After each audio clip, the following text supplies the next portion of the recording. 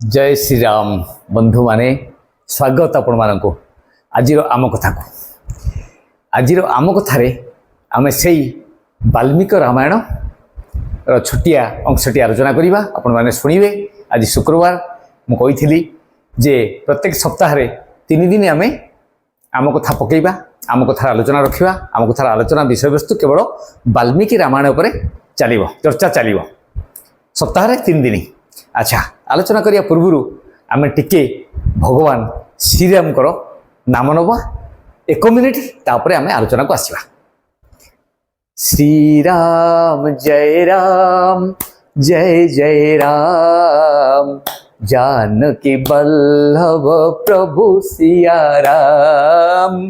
श्रीराम जय राम श्रीराम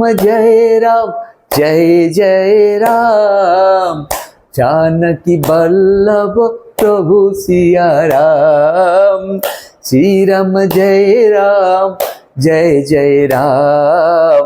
जानकी बल्लभ प्रभु सिया राम। जय भगवान सच्चिदानंद श्री रामचंद्र महाराज की जय।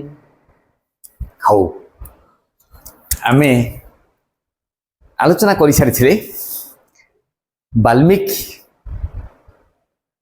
ब्रह्मर्षि पलटि ब्रह्मांकर करुणार ब्रह्मांकर निर्देश क्रमे रामायण रचना कर रामायण रचना सारी रामचंद्र को जन्मर पूर्वर रामचंद्र को जन्मर बहु पूर्वर रामायण रचना कर रामचंद्र शरण आसचंती रामचंद्र को प्रार्थना कर रामचंद्र भक्ति कर प्रभु रामचंद्र भक्ति करने पर रामायण संपूर्ण भाव में मानस पटल उद्भाषित होती जहाँ से लिपिबद्ध कर लिखिं सी हूँ वाल्मीकि रामायण लिखि सारी। लिखा पर अनेक दिन बीती जाइए रामचंद्र जन्म होती विवाह कर वनवास जाइंट ये सब कार्यक्रम पर फेरी वनवास पर पुणी राजा भाव अभिषिक्त होला परे वनवास पर राजा भाव अभिषिक्त होला परे वाल्मीकि चिंता करुचंती जे मु तो लिखिदेली रामायण लिखिली तेणु आर प्रचार प्रसार केमती करा जनमानस ये पहुँचब केमती लोक मैंने जानवे केमती लोक मैंने पढ़े केमती लोक मैंने राम कथा जानवे केमती लोक मान पाखे पहुँचब केमती ये चिंतार था। दिने हठात कौन होइची ना दीज मुनि कुमार किशोर बयस आसी पहुंची किछि सुललित कंठस्वर रे किछि गीत गाई गाई आसी पहुंचती वाल्मीकि मुनिकर आश्रम रे आसी पहुंचला परे वाल्मीकि को देखिचंती प्रणाम करिचंती वाल्मीकि तंग पाखरे बसिचंती एवं आसीबार अभिप्राय तंग पूछिचंती पचारिचंती। मुनि कुमार दी जन कहते भगवान आमे आपण किछि गीत दियंतु भजन दियंतु आमे ताकू आलाप करिवो संलाप करिवो आमे ताकू गाइबो आपण सुनिबे आपण हमकु किछि भजन किछि संगीतर शिक्षा दियंतु एक कथा वाल्मीकि को कहउचंती मुनि कुमार द्वय। आउ वाल्मीकि जानले एक कथा जदि भजन कथा से कहउचंती संगीत कथा कहउचंती ठाकुरंकर कथा कहते आवृत्ति करवा कि गीत ताहले भल कथा है। वाल्मीकि कौन कले ना रामायण रचना कर लंकाकांडर तथ्य को लंकाकांडर विषय वस्तु को शुणेले जहाँ से रचना कर शुणेले तमें या गाओ सुंदर भाव अति सुंदर भाव से गाई चलले मुनि कुमार द्वय सुंदर भाव आवृत्ति कर चलिए गाई चलिए सुललित कंठस्वर तांकर समस्त मंत्र विमुग्ध कला से उपस्थित थी अनेक मुनि माने वाल्मीकि आश्रम रे अनेक मुनि माने थिले समस्ते आसिले शुणिले आश्चर्य होले भाव भक्ति गदगद हेले रामंकर कथा शुणिकी आंकर सुंदर भाव गाइबार घटना देखी बहुत आनंदित हेले आउ ये कथा चालू रहिला प्राय सबुदिन मुनि कुमार द्वय आसंती एवं वाल्मीकि रचना करथिबा रामायण को आवृत्ति करती गाँति ଅନେକ ମୁନି ଋଷିମାନେ ମଧ୍ୟ ଆସୁଛନ୍ତି ଆଶ୍ରମକୁ, ସେମାନେ ମଧ୍ୟ ଶୁଣିକିରି ଆଶ୍ଚର୍ଯ୍ୟ ହେଉଛନ୍ତି। ଆଉ ଅନେକ ମୁନି ତାଙ୍କୁ ଅନେକ ଉପହାର ମଧ୍ୟ ପ୍ରଦାନ କରୁଛନ୍ତି ମୁନି କୁମାର ଦେବଙ୍କୁ। ଉପହାର ଭିତରେ କିଏ ଦେଉଛି କମଣ୍ଡଳୁ, କେଉଁ ମୁନି ଦେଇଛନ୍ତି ଗେରୁଆ ବସ୍ତ୍ର, କେଉଁ ମୁନି ଦେଇଛନ୍ତି କଠଉ, କେଉଁ ମୁନି ତାଙ୍କୁ ଦେଇଛନ୍ତି ମାଳା ପକାଇବା ଲାଗି, ଆଉ କେଉଁ ମୁନିମାନେ ମଧ୍ୟ ଶୁଭାଶିଷ ପ୍ରଦାନ କରିଛନ୍ତି।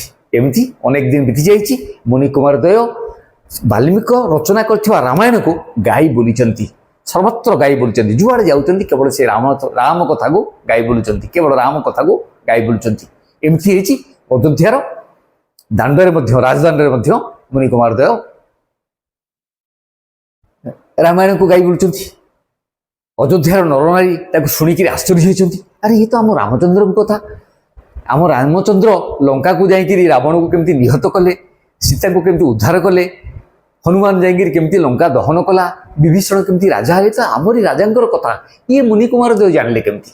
ଏ କଥା ଯାଇକିରି ପରସ୍ପରରେ ଆଲୋଚନା ସ୍ଥଳରେ ପହଞ୍ଚିଛି, ରାମଚନ୍ଦ୍ରଙ୍କ କାନରେ ପହଞ୍ଚିଛି ଯେ ଦୁଇ ଜଣ ମୁନି କୁମାର ଆମ ରାଜଦାଣ୍ଡରେ, ଅଯୋଧ୍ୟାର ରାଜଦାଣ୍ଡରେ ଆପଣ କରିଥିବା ଲୀଳାକୁ ଗାଇ ବୁଲୁଛନ୍ତି। ସେ ଜାଣିଲେ କେମିତି? ମୁନି କୁମାର ଜାଣିଲେ କେମିତି? ଆଉ ବଡ଼ ସୁଲଳିତ ସୁନ୍ଦର କଣ୍ଠସ୍ୱରରେ ଗାଇ ଚାଲିଛନ୍ତି। ଏ କଥା ରାମଚନ୍ଦ୍ରଙ୍କ କାନରେ ପହଞ୍ଚିଲା। ରାମଚନ୍ଦ୍ର ମଧ୍ୟ ବ୍ୟବସ୍ଥା କଲେ, ଗୋଟେ ସଭାର ଆୟୋଜନ କଲେ, ମୁନି କୁମାର ଦ୍ୱୟଙ୍କୁ ଡକେଇଲେ। ସେ ସଭାରେ ସମସ୍ତେ ସଭାସଦ ଥିଲେ, ସମସ୍ତ ରାଣୀମାନେ ଥିଲେ, ରାମଚନ୍ଦ୍ରଙ୍କର ମା ମାନେ ଥିଲେ, ତିନି ମା ମାନେ ଥିଲେ, ବଶିଷ୍ଠ ଯିଏ ରାଜଗୁରୁ, ରାଜପୁରୋହିତ ବଶିଷ୍ଠ ସେ ମଧ୍ୟ ଅଛନ୍ତି, ସମସ୍ତ ସଭାସଦ ଅଛନ୍ତି, ମନ୍ତ୍ରୀମାନେ ଅଛନ୍ତି, ସମସ୍ତେ ବସିଛନ୍ତି। ମୁନି କୁମାର ଦ୍ୱୟଙ୍କୁ ଡକେଇଲେ, ପାଛୋଟି ନେଲେ ଏବଂ ବସେଇଲେ। କହିଲେ କ'ଣ ହେଇଛି, ତମେ କିଏ, ତମର ପରିଚୟ କ'ଣ? ପରିଚୟ ମୁନି କୁମାର କିଛି ଦେଇନାହାନ୍ତି। ଆମେ ଆଜ୍ଞା ମୁନି ଆଶ୍ରମରୁ ଆସିଛୁ, ଅମୁକ ମୁନିଙ୍କ ଆଶ୍ରମରେ ଥିଲୁ, ଆସିଛୁ, ଆମେ ଏଇ କଥା ଗାଇ ବୁଲୁଛୁ। ଆଉ ତମେ କ'ଣ ଶିଖିଛ ଗାଇ ବୋଲ? ରାମଚନ୍ଦ୍ର ଯେତେବେଳେ ପଚାରିଛନ୍ତି, କହିଛନ୍ତି ଗାଇବା କଥା, ସିଏ ଲଙ୍କାକାଣ୍ଡକୁ ଆବୃତ୍ତି କରିଛନ୍ତି। ଆଶ୍ଚର୍ଯ୍ୟ ହୋଇଛନ୍ତି ରାମଚନ୍ଦ୍ର। ଇଏ କେମିତି ଜାଣିଲେ? ଆକୁ ରଚନା କିଏ କରିଛି? ଇଏ କେଉଁଠୁ ପାଇଲେ? କେଉଁଠୁ ଆକୁ ମୁଁ କରିଥିବା ଲୀଳାକୁ ଇଏ ଜାଣିଲେ କେମିତି? ଏବଂ ରାମାୟଣ ଗାଇଛନ୍ତି, ତାଙ୍କର ଶୁଣିଛନ୍ତି। ସମସ୍ତ ସଭାସଦ ଆଶ୍ଚର୍ଯ୍ୟ ହୋଇଛନ୍ତି, ମନ୍ତ୍ର ବିମୁଗ୍ଧ ହୋଇଛନ୍ତି, ଖୁସି ହୋଇଛନ୍ତି, ଖୁସି ବ୍ୟକ୍ତ କରିଛନ୍ତି ଏବଂ ତାଙ୍କୁ ଉପହାରମାନ ଦେଇ ରାଜ୍ୟରୁ, ରାଜପ୍ରସାଦରୁ ମୁନି କୁମାର ଦ୍ୱୟ ପଳେଇଛନ୍ତି। ତାପରେ ରାମଚନ୍ଦ୍ର କହିଛନ୍ତି ଲକ୍ଷ୍ମଣକୁ, ତମେ ବୁଝ ଇଏ ମୁନି କୁମାର ଦ୍ୱୟ କିଏ, କେଉଁଠି ତାଙ୍କର ନିବାସ ସ୍ଥାନ, କେଉଁଠି ବାସ କରୁଛନ୍ତି, ଏମାନେ କେମିତି ଜାଣିଲେ, ଇଏ କେଉଁଠୁ ଆକୁ ପାଇଲେ? ଆମର କରିଥିବା ଯେଉଁ ଲୀଳା, ମୁଁ ଯେଉଁ କରିଥିବା କାମ ଗୁଡ଼ିକ, ଲଙ୍କାରେ ରାବଣକୁ ମାରିଲି, କୁମ୍ଭକର୍ଣ୍ଣକୁ ମାରିଲି, ଜାନକୀ ମାତାଙ୍କୁ ଉଦ୍ଧାର କଲି, ବିଭୀଷଣକୁ ରାଜ୍ୟ ଭାର ଦେଲି, ତାପରେ ଏଠି ଆସି ଆମେ ରାଜା ଭାବରେ ଅଭିଷିକ୍ତ ହେଲୁ, ଏସବୁ କଥା ଇଏ ଜାଣିଲେ କେମିତି? ଆଙ୍କର ଖବର ତମେ ବୁଝ, ଆଙ୍କର ନିବାସ କେଉଁଠି? ଲକ୍ଷ୍ମଣକୁ ପରାମର୍ଶ ଦେଇଛନ୍ତି ରାମଚନ୍ଦ୍ର। ତାପରେ ଲକ୍ଷ୍ମଣ ତାଙ୍କର କାର୍ଯ୍ୟରେ ଲାଗିଛନ୍ତି ଯେ ପ୍ରକୃତ ଆଙ୍କର ପରିଚୟ କ'ଣ, ଇଏ କେଉଁଠି ଅଛନ୍ତି, କେମିତି ଏସବୁ କଥା ଜାଣିଲେ, କେମିତି କ'ଣ ଏ ବ୍ୟବସ୍ଥା, ତାକୁ ଜାଣିବା ଲାଗି ଲକ୍ଷ୍ମଣ ବ୍ୟବସ୍ଥା କରିଛନ୍ତି। ଆଜି ଆମର ଏଇଠି ରହିଲା, ଆଗାମୀ ମଧ୍ୟରେ ପୁଣି ଆମେ ଆଲୋଚନା କରିବା ଦଶରଥଙ୍କର କେମିତି କ'ଣ ରାଜା ଥିଲେ, କେମିତି ଭାବରେ ରାଜ୍ୟ ଭାର ତୁଲାଉଥିଲେ, ଆଉ କେମିତି ଦଶରଥଙ୍କର ବିବାହ କାର୍ଯ୍ୟ ସମ୍ପନ୍ନ ହୋଇଥିଲା, ସେ ପରିପ୍ରେକ୍ଷୀରେ ଆମେ ଆଗକୁ ଆଲୋଚନା କରିବା ଆମର ପରବର୍ତ୍ତୀ ଅଧ୍ୟାୟରେ। ରହିଲି। ଜୟ ଶ୍ରୀରାମ, ଜୟ ଶ୍ରୀରାମ, ଜୟ ଶ୍ରୀରାମ।